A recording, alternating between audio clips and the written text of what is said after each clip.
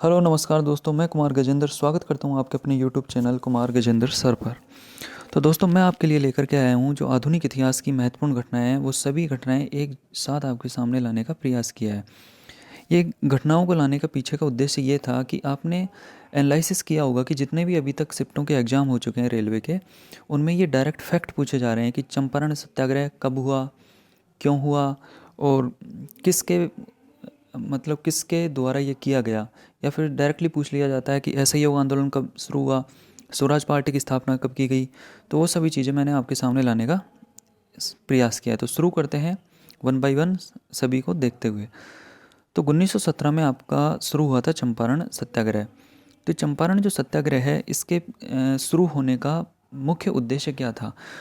तो एक्चुअली चंपारण में क्या है, चंपारण एक जगह है बिहार के अंदर। तो वहाँ पर क्या था कि चंपारण में तीन कठिया प्रथा चलती थी।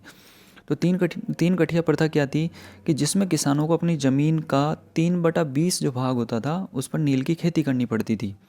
और 3/20 भाग पर नील की खेती तो करनी पड़ती ही थी, साथ में जो यूरोपीय नील जो यूरोपीय नील थे, वो बगान मालिकों से क्या करते थे, शोषण करते थे। तो उसी शोषण के विरुद्ध ये चंपारण सत्याग्रह किया गया था। सवाल ये उठता है कि किसके नेतृत्व में किया गया? तो ये महात्मा गांधी के नेतृत्व में ये चंपारण सत्याग्रह किया गया था। और महात्मा गांधी जी को बुलाया किसने? तो वो बुलाया था राजकुमार शुक्ल द्वारा। तो ये चीज़ आपको विशेष रूप से ध्यान रखनी है। उसके बाद नेक्स्ट है आपका खेड़ा सत्याग्रह। तो खेड़ा सत्याग्रह ये हुआ था 1918 में। और खेड़ा कहाँ है? गुजरात के अंदर स्थित है। तो खेड़ा सत्याग्रह के करने का जो उद्देश्य क्या था, तो वो उद्देश्य, उसके पीछे का उद्देश्य ये था कि सरकार द्वारा जो फसल खराब हो जाती थी उसके बावजूद भी लगान वसूली की जाती थी। तो इसके विरोध में खेड़ा सत्याग्रह हुआ था। और ये इसमें मुख्य भूमिका किसने निभाई थी? तो वो थी गांधी जी और भारत के लौह पुरुष सरदार वल्लभ भाई पटेल और इंदुलाल याग्निक आदि प्रमुख लोग थे। उसके पश्चात 1919 में हुआ रोलेट सत्याग्रह। तो उसे अब कहते हैं हम बिना वकील, बिना अपील, बिना दलील का कानून। उसके बाद नेक्स्ट है आपका 1919 में खिलाफत आंदोलन, जो किया गया था शौकत अली और मोहम्मद अली के द्वारा। उसके बाद नेक्स्ट है आपका असहयोग आंदोलन, ये हुआ 1920 में। देन 1922 में चोरा चोरी कांड हुआ। 1923 के अंदर स्वराज पार्टी की स्थापना की गई। और स्वराज पार्टी की जो स्थापना है वो की गई इलाहाबाद में सी आर दास मतलब चित्तरंजन दास, चित्तरंजन दास और मोतीलाल नेहरू के द्वारा। तो सी आर दास को इनकी इस पार्टी की अध्यक्ष की जिम्मेदारी सौंपी गई और मोतीलाल नेहरू को इस पार्टी का महामंत्री बनाया गया। उसके पश्चात 1927 में साइमन कमीशन।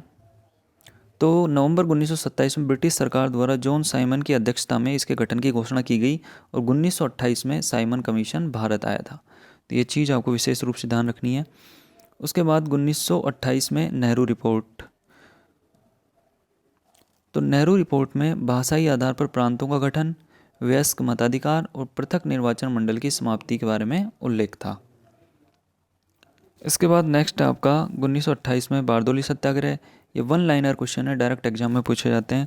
1929 में हुआ लाहौर षड्यंत्र। 1930 में दांडी यात्रा। 1931 में प्रथम गोलमेज सम्मेलन हुआ। 1930 में प्रथम गोलमेज सम्मेलन हुआ। देन 1931 में द्वितीय गोलमेज सम्मेलन। उसके बाद 1931 में हुआ था गांधी इरविन समझौता। उसके पश्चात 1932 में तृतीय गोलमेज सम्मेलन।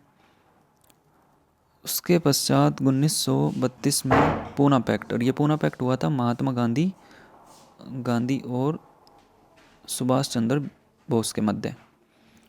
1939 में फॉरवर्ड ब्लॉक का गठन किया गया। ये क्वेश्चन पूछा गया था कि 1939 में फॉरवर्ड ब्लॉक का गठन किया गया था, किसके द्वारा किया गया? तो सुभाष चंद्र बोस के द्वारा। 1940 में अगस्त प्रस्ताव, 1942 में क्रिप्स मिशन और 1946 में नौसेना विद्रोह। तो कुछ जानकारियाँ थी जो आपको विशेष रूप से ध्यान रखनी चाहिए। तो यदि वीडियो आपको पसंद आया तो वीडियो को लाइक कीजिए, शेयर कीजिए, चैनल को सब्सक्राइब कीजिए और थैंक यू सो मच।